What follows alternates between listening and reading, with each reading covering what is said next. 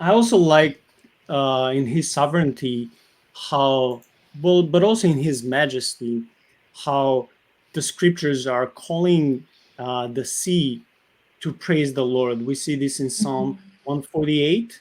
Sea creatures are called taninim in the same fashion as this Hebrew word is used in Genesis 1:21 as the sea creatures. Again, this is another parallel with paganism, but in this sense, these sea creatures are not they're not malevolent, they're not evil, they're all subdued to God. So there's only similarity in the word. That's it.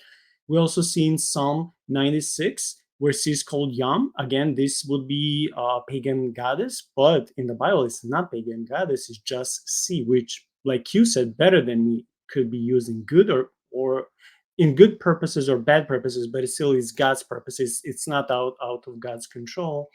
We also see this in Psalm 98:4 and other examples. So the sea is urged to give praise to God. It's not fighting God. It's not disobedient. This is not Satan, right? It's nothing like that.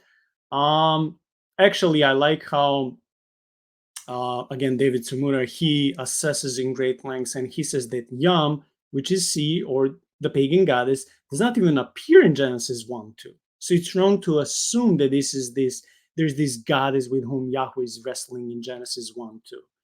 This word Yam appears in Genesis 1:20. So now Tsumura concludes that he says, therefore, it is difficult to assume that an earlier Canaanite dragon myth existed in Genesis 1:2.